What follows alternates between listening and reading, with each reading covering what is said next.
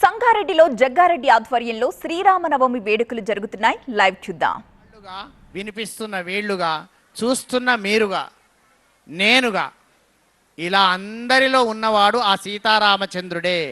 మన అందరిలో ఉన్న పరమాత్మకు నారాయణ స్మరణపూర్వకంగా నమస్కారం చేసుకుంటూ, రామచంద్రుని యొక్క దివ్యమైనటువంటి కళ్యాణోత్సవం భద్రాచలము వెళ్ళి చూడాలి అని అనుకుంటే ఆ భద్రాచలము దూరంగా ఉన్నదని, అచలము అంటే కదలని, అటువంటి కదలని చోట ఉన్న రాముడు సాక్షాత్తుగా సంగారెడ్డిలో తన కళ్యాణాన్ని మనకు చూపిస్తుంటాడు. అక్కడ జరిగేంత వైభవంగానే ఇక్కడ జరుగుతుంది. అటువంటి రామచంద్రస్వామి యొక్క దివ్యమైన కళ్యాణంలో పాల్గొన్నాం. ఇక ఆ సమయాన్ని ఎక్కువ తీసుకోకుండానే 2 మాటలతో మీకు ఈ అనుగ్రహ భాషణాన్ని ముగిస్తాను.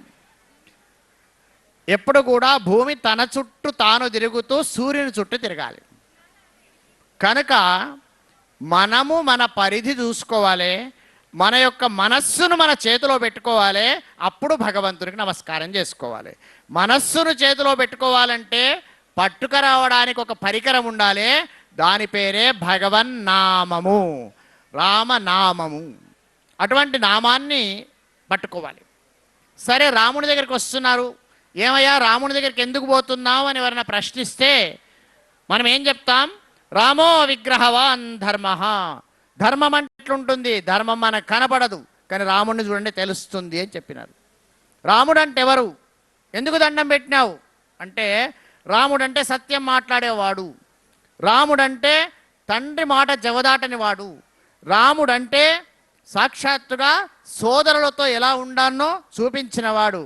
రాముడంటే ఇంకొక మాట ఉంది, రాముడి సంగతి చెబితే అందరికీ రాముడు అని మొత్తం ఆనందం అనిపిస్తుంది.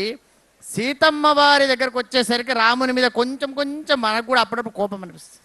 ఎందుకంటే 11 నెలలు అశోకవనములో ఆ వృక్షం కింద కూర్చొని ఉపవాస కృషాం దీనాం నిశ్వసంతేం పునఃపునః ఉపవాసాలు చేసి రామా రామా రామా అని తపస్సు చేత రాముణ్ణి విలిపించుకున్న ఆమె రావణాసురుని వధ తర్వాత రామచంద్రుని సమీచించబోతుంటే రాముడు ఏమన్నాడు?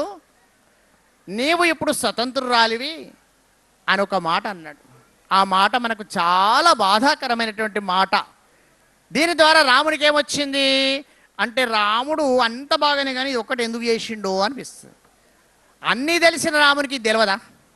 మనం ఇక్కడ ఆలోచన చేద్దాం. ఇంకొక సైడ్, అప్పుడు అమ్మవారిని తీసుకువచ్చి అమ్మవారు తన పక్కకు కూర్చోవాలంటే అగ్ని ద్వారా రమ్మని ఆయన మనసులో అనుకున్నాడో